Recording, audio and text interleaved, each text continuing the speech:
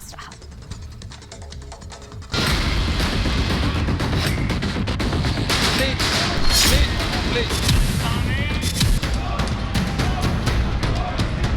संसद में 3 दिनों तक अविश्वास पर जंग छिड़ी रही।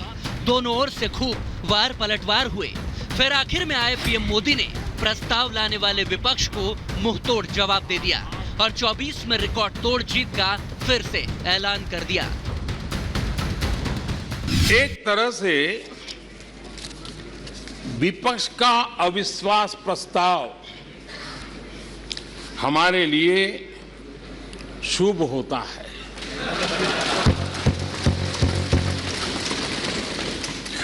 और मैं आज देख रहा हूं कि आपने तय कर लिया है कि एनडीए और बीजेपी 2024 के चुनाव में पुराने सारे रिकॉर्ड तोड़ करके भव्य विजय के साथ जनता के आशीर्वाद से वापस आएंगे। इंडिया बनाकर मोदी को हराने का ख्वाब देखने वाले विपक्ष को मोदी ने कट्टर भ्रष्टाचारी का साथ देने का आरोप लगाया। केजरीवाल का नाम लिए बिना पीएम मोदी ने दिल्ली बिल पर विपक्ष के रवैये को आड़े हाथों लिया। विपक्ष के हमारे साथियों को दिखास की, छपास की बहुत इच्छा रहती है, पर स्वाभाविक है। लेकिन आप ये मत भूलिए कि देश भी आपको देख रहा है। आपके एक एक शब्द को देश गौर से सुन रहा है। लेकिन हर बार देश को आपने निराशा के सिवाय कुछ नहीं दिया है। और विपक्ष के रवैये पर भी मैं कहूंगा, जिनके खुद के वही खाते बिगड़े हुए हैं, जिनके वही खाते खुद के बिगड़े हुए हैं, वो भी हमसे हमारा हिसाब लिए फिरते हैं। मोदी के निशाने पर कांग्रेस और लोकसभा में उसके नेता अधीर रंजन चौधरी भी रहे, जिनकी चुटकी लेकर मोदी ने तंज कसे।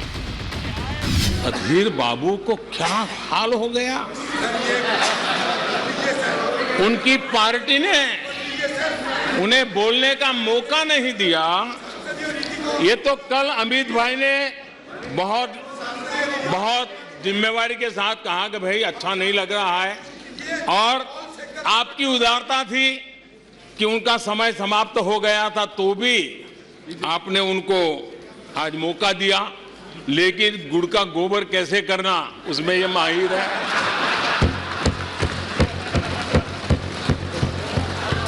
और कांग्रेस बार बार उनका अपमान करती है। कभी चुनावों के नाम पर उन्हें अस्थायी रूप से फ्लोर लीडर से हटा देते हैं। बिट्टू जी,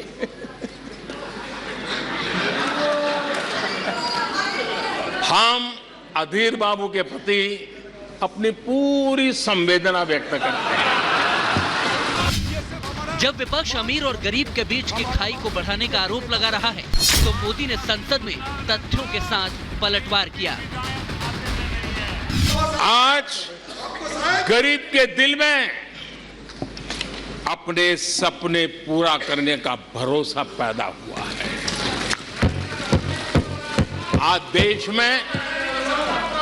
आज देश में गरीबी तेजी से घट रही है। नीति आयोग के रिपोर्ट के अनुसार पिछले 5 साल में 13.5 करोड़ लोग गरीबी से बाहर आए। आदरणीय अध्यक्ष जी,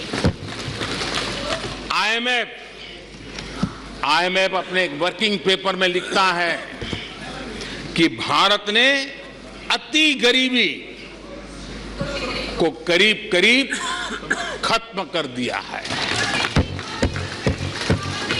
आईएमएफ ने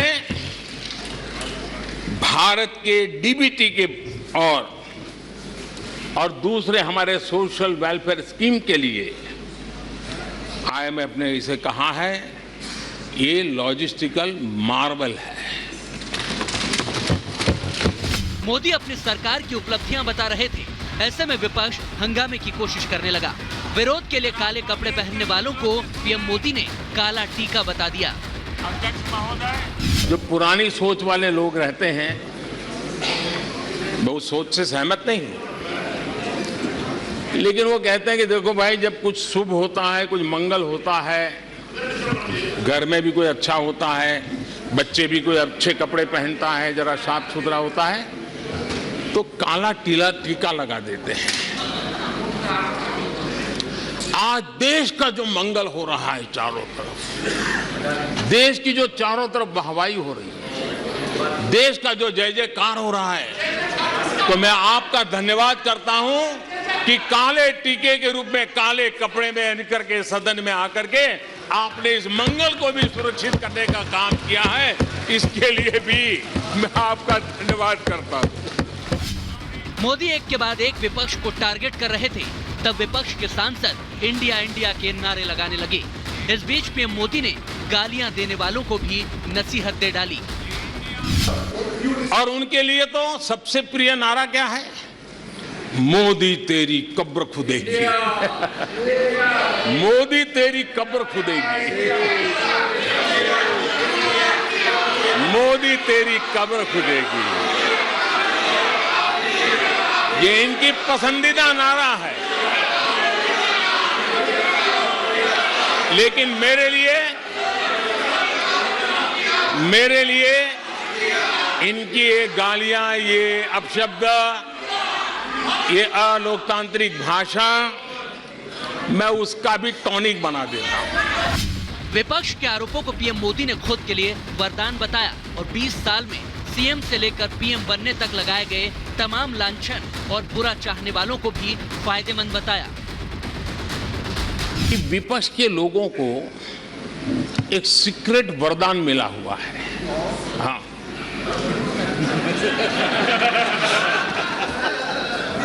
सीक्रेट वरदान मिला हुआ है जी।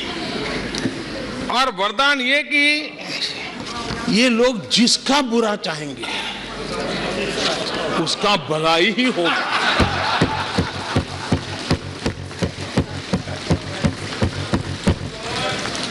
एक उदाहरण तो आप देखिए, मौजूद है। 20 साल हो गए, क्या कुछ नहीं हुआ, क्या कुछ नहीं किया गया, लेकिन भलाई होता गया। मोदी के निशाने पर राहुल गांधी भी रहे। उन्होंने नाम तो नहीं लिया, लेकिन एचएएल वर्करों के साथ उनकी मुलाकात और हरियाणा में धान किसानों के साथ हुए फोटो सेशन पर पीएम मोदी ने तंज कसा। क्या कुछ नहीं कहा गया था एचएएल के लिए, और इसका दुनिया पे बहुत नुकसान करने वाली भाषा का प्रयोग किया गया था। और एचएएल तबाह हो गया है, एचएएल खत्म हो गया है, भारत की डिफेंस इंडस्ट्री खत्म हो चुकी है। ऐसा न जाने क्या क्या कहा गया था एचएएल के लिए। इतना ही नहीं, जैसे आजकल खेतों में जाकर के वीडियो शूट होता है, मालूम है ना? हाँ? खेतों में जाकर के वीडियो शूट होता है, हाँ। वैसा ही उस समय एचएएल फैक्ट्री के दरवाजे पर मजदूरों की सभा करके वीडियो शूट करवाया गया था और वहां के कामगारों को भड़काया गया था। अब तुम्हारा कोई भविष्य नहीं है, तुम्हारे बच्चे मरेंगे, भूखे मरेंगे, एचएएल डूब रहा है। देश की इतनी महत्वपूर्ण इंस्टीट्यूट को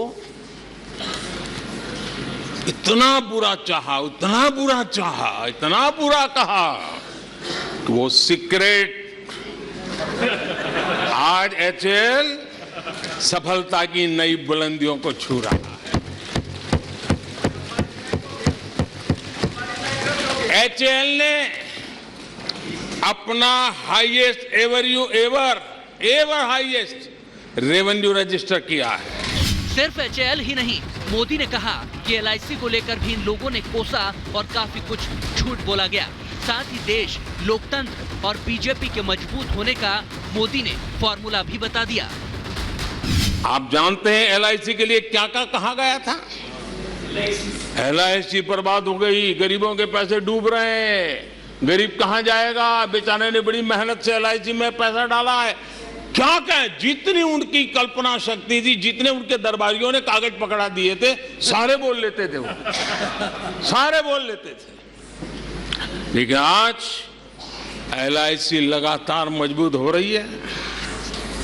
शेयर मार्केट में रुचि रखने वाले को भी ये गुरु मंत्र है कि जो सरकारी कंपनियों के लोग गाली देना, आप उसमें दांव लगा दीजिए साहब, अच्छा ही होने वाला है।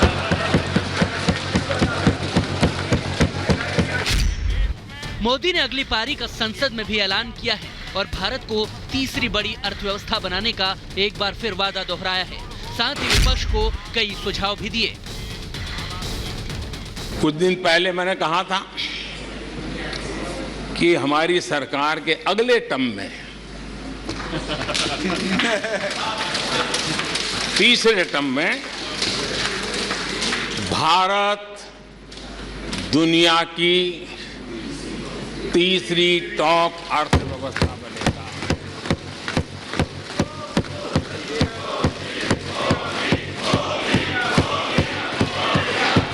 आदरणीय अध्यक्ष जी,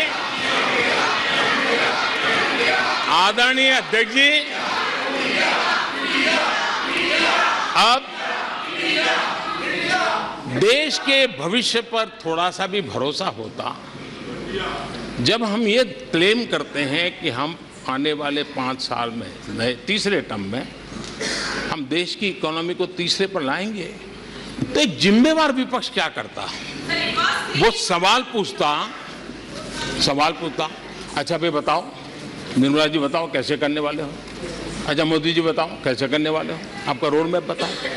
ऐसा करते। अब ये भी मुझे सिखाना पड़ रहा है। लेकिन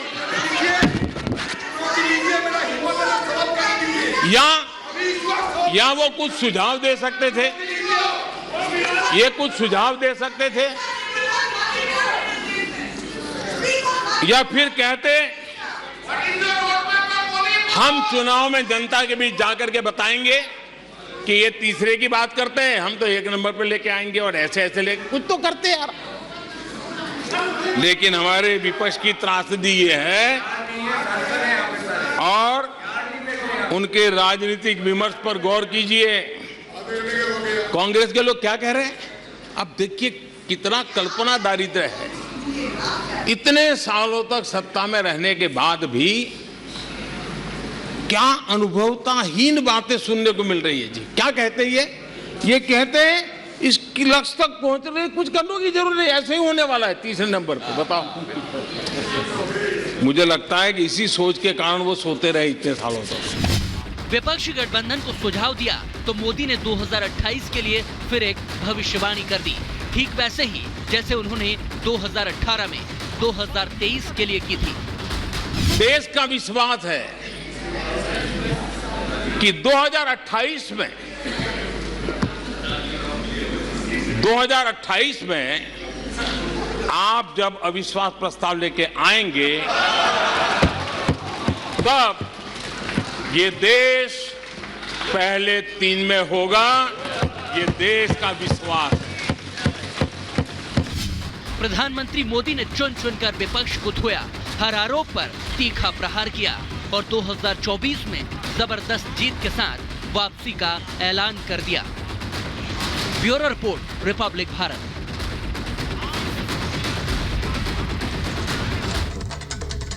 और मणिपुर के मुद्दे पर मोदी सरकार के खिलाफ अविश्वास प्रस्ताव लाया गया था जो कि गिर गया। और साफ तौर पर यहाँ प्रधानमंत्री नरेंद्र मोदी जब संसद में गरजते हुए नजर आए तो उन्होंने ये भी कहा कि मणिपुर में शांति का सूरज उगेगा। रिपोर्ट आपको दिखाते हैं। बोलने का पहले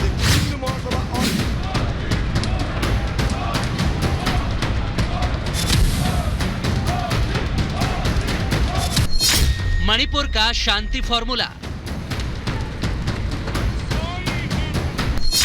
पीएम मोदी का एक्शन और रिएक्शन। पूर्वोत्तर क्यों है पीएम के जिगर का टुकड़ा? मणिपुर हिंसा पर पीएम मोदी ने संसद को एक्शन भी बताया और विपक्ष के आरोपों पर तगड़ा रिएक्शन भी दिया। सियासत को दूर रखकर मणिपुर के लोगों के लिए पीएम मोदी ने सारे दलों को साथ आने की नसीहत दे दी। अकेले मणिपुर के लिए आओ, चर्चा करो। गृह मंत्री जी ने चिट्ठी लिख करके कहा था, उनके विभाग से जुड़ा विषय था, लेकिन साहस नहीं था, इरादा नहीं था और पेट में पाप था, दर्द पेट में हो रहा था और फोड़ रहे थे सर। इसका ये परिणाम था। पूर्वोत्तर को सुलगाने का आरोप लगाने वाली कांग्रेस को पीएम मोदी ने अपने वक्त की सरकारों की याद दिला दी। सेलेक्टिव रवैया अपनाने पर खरी खोटी भी सुना दी। पता नहीं क्यों कुछ लोगों को भारत मां की मृत्यु की कामना करते नजर आ रहे हैं। इससे बड़ा दुर्भाग्य क्या है? ये वो लोग हैं जो कभी लोकतंत्र की हत्या की बात करते हैं, कभी संविधान की हत्या की बात करते हैं। दरअसल जो इनके मन में है वही उनके कृतित्व में सामने आ जाता है। मोदी सरकार में कैसे पूर्वोत्तर में काम हुआ है और उसके लिए आगे क्या विकास का प्लान है, मोदी ने संसद में सब कुछ बता दिया। उन्होंने ऐलान किया कि नॉर्थ ईस्ट को विकास का इंजन बनाया जाएगा। मैं मणिपुर के लोगों को विश्वास दिलाता हूं कि मणिपुर फिर विकास की राह पर तेज गति से आगे बढ़े, उसमें कोई प्रयासों में कोर कसर नहीं रहेगी। नॉर्थ ईस्ट को अपने जिगर का टुकड़ा बताकर पीएम मोदी ने मणिपुर में शांति लाने का प्लान बताया और विपक्ष को सियासत नहीं बल्कि सुझाव की नसीहत दी। साथ ही यह भी बताया कि नया भारत विश्वास से भरा है और ये भारत झुकता नहीं है। आज का भारत न दबाव में आता है न दबाव को मानता है। आज का भारत न झुकता है, आज का भारत न थकता है, आज का भारत न रुकता है। मोदी को मणिपुर पर बोलने के लिए विपक्ष ने अविश्वास प्रस्ताव पेश किया था, लेकिन जब वो बोलने लगे उससे पहले ही विपक्ष वॉकआउट कर गया। लेकिन प्रधानमंत्री के लिए अमर्यादित शब्दों के इस्तेमाल पर